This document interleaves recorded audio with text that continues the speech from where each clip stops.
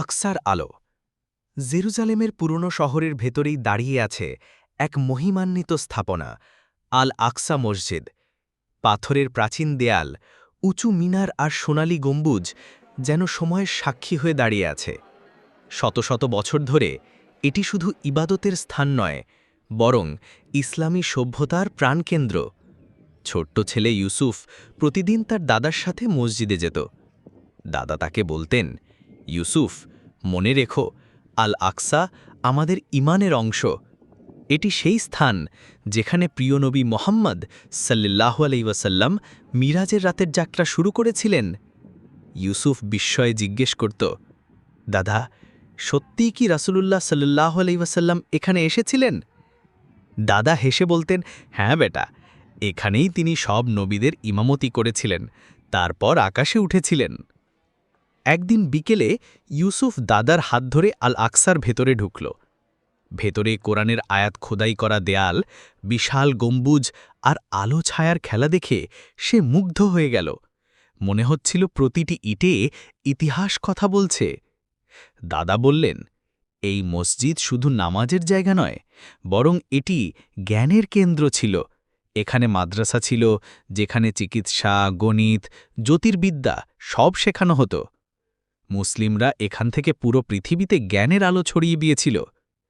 ইউসুফ স্বপ্ন দেখতে শুরু করল। সে ভাবল, একদিন সেও আল আকসার মাদ্রাসায় কোরআন শিখবে, জ্ঞান অর্জন করবে আর উম্মার সেবায় নিজেকে নিয়োজিত করবে। কিন্তু আল আকসা শুধু শান্তির কাহিনী নয়, সংগ্রামেরও ইতিহাস।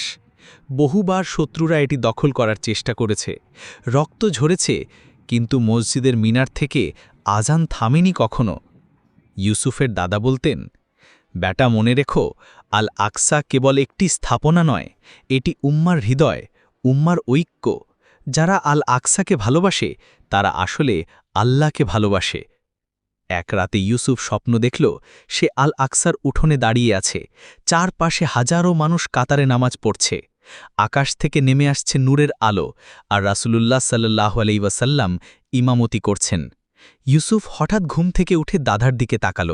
দাদা হেসে বললেন, সুবহানাল্লাহ, তুমি যে স্বপ্ন দেখেছ তা প্রমাণ করে আল আকসা তোমার হৃদয়ে জায়গা করে নিয়েছে।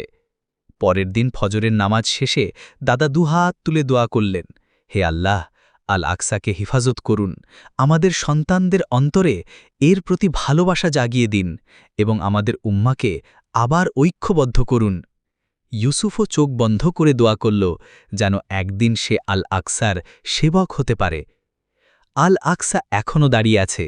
এর প্রতিটি পাথর, প্রতিটি মিনার, প্রতিটি আজান মুসলিম উম্মাকে মনে করিয়ে দেয়, ঈমানই আমাদের আসল শক্তি।